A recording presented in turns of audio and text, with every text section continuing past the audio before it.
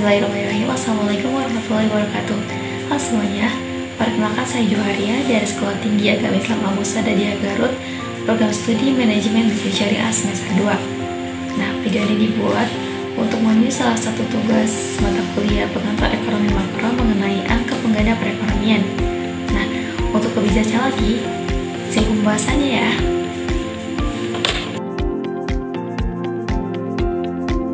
Pembahasan pertama yaitu mengenai konsep dasar angka pengganda perekonomian, di mana angka pengganda perekonomian ini atau multiplier merupakan rasio yang menunjukkan perubahan pendapatan nasional sebagai akibat dari salah satu atau seluruh variabel yang mempengaruhi pendapatan nasional.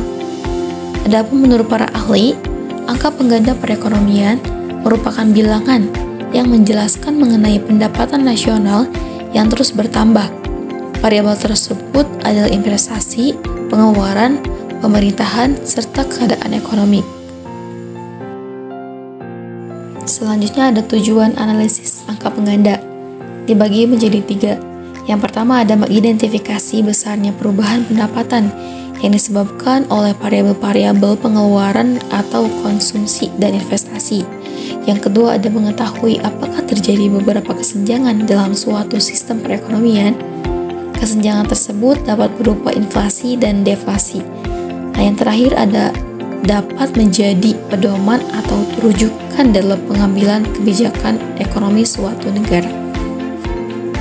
Pembahasan selanjutnya yaitu ada bentuk-bentuk angka pengganda, di mana bentuk-bentuk ini ada 5 bagian. Yang pertama ada output multiplier, merupakan teknik analisis untuk mengukur jumlah output pendapatan ekonomi sebagai bagian dari peningkatan pengeluaran. Lalu yang kedua ada income multiplier, di mana income multiplier ini merupakan teknik perhitungan yang digunakan untuk mengukur tambahan pendapatan, seperti misalnya upah dan gaji, sewa, bunga dan keuntungan dari kegiatan perekonomian. Lalu yang ketiga ada employment multiplier. Nah, ini merupakan teknik perhitungan yang dapat digunakan untuk mengukur salah satu dari total jumlah pendapatan pekerjaan pada sektor-sektor tertentu. Selanjutnya yang keempat itu ada government revenue multiplier.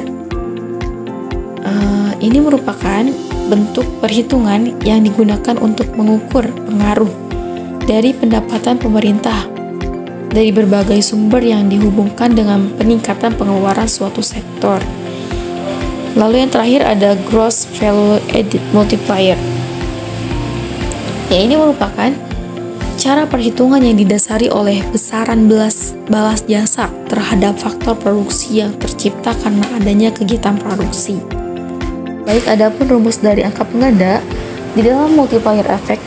Nah, kita sering mengenal ya istilah MPC atau MPS, di mana MPC ini merupakan perbandingan antara pertambahan konsumsi yang dilakukan dengan pertambahan pendapatan disposable. Nah, kalian bisa lihat sendiri ya di sini rumusnya seperti ini ya MPC. Nah, sementara itu MPS merupakan perbandingan antara tambahan tabungan akibat adanya tambahan pendapatan. Nilai MPS bisa kita hitung dengan menggunakan rumus di bawah ini. Nah, seperti ini rumusnya. Teman-teman bisa lihat sendiri ya. Adapun hubungan antara MPC dan MPS dapat dinyatakan sebagai berikut. Yang pertama itu MPC tambah MPS sama dengan 1, sehingga MPC sama dengan 1 dikurangi MPS. Lalu MPS sama dengan 1 dikurangi MPC. Nah, itu untuk menghitung rumus angka pengganda ya teman-teman. Baik, untuk yang terakhir ada contoh dari multiplier effect. Yang pertama itu ada pembangunan pasar di Tanah Abang. Nah, biasanya kan kalau misalkan kenapa dibuat tanah pasar Abang, supaya para pedagang itu tidak berjualan di trotoar atau di jalanan gitu kan. Biasanya kalau misalkan di jalan itu pasti ditangkap sama Satpol PP ya. Jadi ini dibuat pasar Tanah Abang supaya tidak mengganggu pejalan kaki juga. Lalu yang kedua itu ada warung yang menambah dagangan. Yang ketiga ada tutupnya perusahaan. Yang keempat pendirian pabrik yang tidak tepat. Yang terakhir tuh ada contohnya seperti seperti tiket AirAsia yang terjangkau.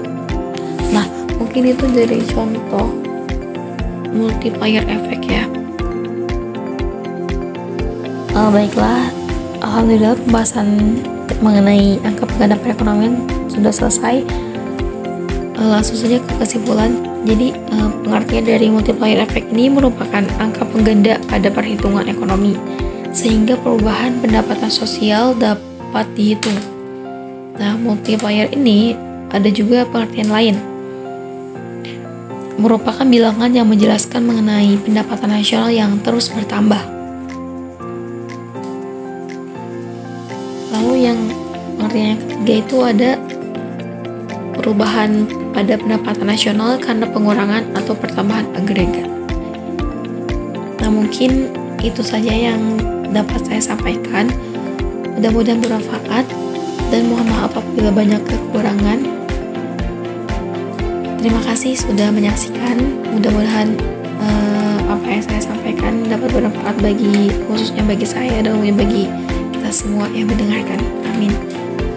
Terima kasih. Wassalamualaikum warahmatullahi wabarakatuh.